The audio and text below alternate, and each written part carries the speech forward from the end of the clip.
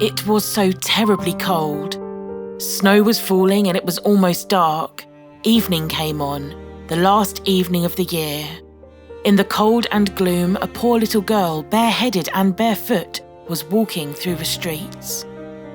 Of course, when she had left her house, she'd had slippers on, but what good had they been?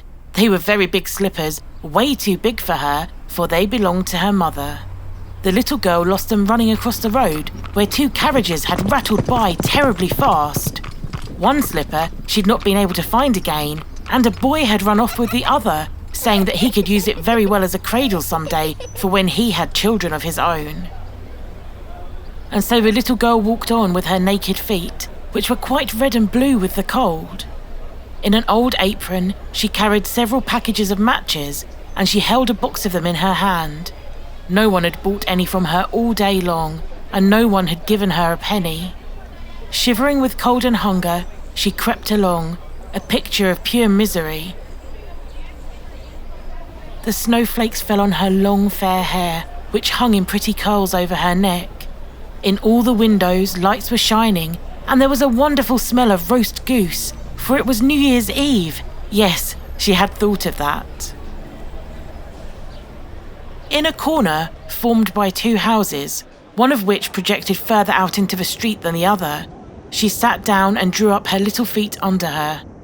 She was getting colder and colder, but did not dare go home, for she had sold no matches nor earned a single coin, and her father would surely beat her.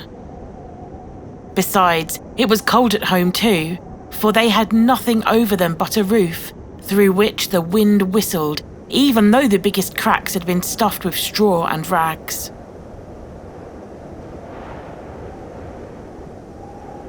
Her hands were almost dead with the cold. Oh, how much one little match might warm her, if she could only take one from the box and rub it against the wall and warm her hands. She drew one out. How it sputtered and burned. It made a warm, bright flame like a little candle as she held her hands over it, but it gave a strange light. It really seemed to the little girl as if she was sitting before a great iron stove with shining brass knobs and a brass cover. How wonderfully the fire burned, how comfortable it was. The youngster stretched her feet out to warm them too. Then the little flame went out. The stove vanished, and she had only the remains of a burnt match in her tiny hand. She struck another match against the wall. It burned brightly, and when the light fell upon the bricks, it became transparent like a thin veil, and she could see through it into a room. On the table, a snow-white cloth was spread, and on it stood a shining dinner service. The roast goose steamed gloriously, stuffed with apples and prunes. And what was still better, the goose actually jumped down from the dish and waddled along the floor with a knife and fork in its breast, right over to the little girl. Then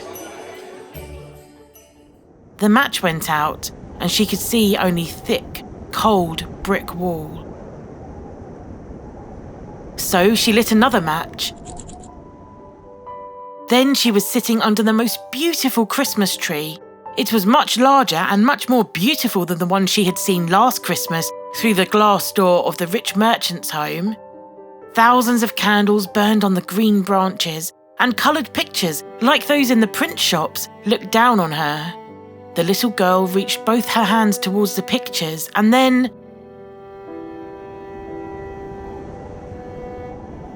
the match went out again, but the Christmas lights mounted higher. She saw them now as bright stars in the sky. One of them fell down, forming a long line of fire behind it. Now someone is dying, thought the little girl, for her old grandmother, the only person who had ever loved her and who was now dead, had told her that when a star fell down, a soul went up to God and heaven. She quickly rubbed another match against the wall. It became bright again, and in the glow, the old grandmother stood clear and shining, kind and lovely. "Oh, grandmother!" cried the child. "Oh, please take me with you. I know you will disappear when the matches burnt out. You will vanish like the warm stove, the wonderful roast goose, and the beautiful big Christmas tree." So without a thought, the little girl quickly struck the whole bundle of matches, for she wished to keep her grandmother with her. And the matches burned with such a glow that it became brighter than daylight. Grandmother had never been so grand and beautiful.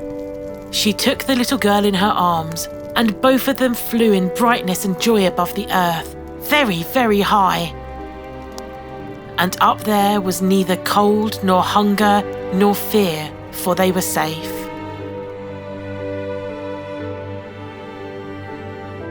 But in the corner, leaning against the wall on the street, sat the little girl with red cheeks and a smiling mouth, frozen to death on the last evening of the old year.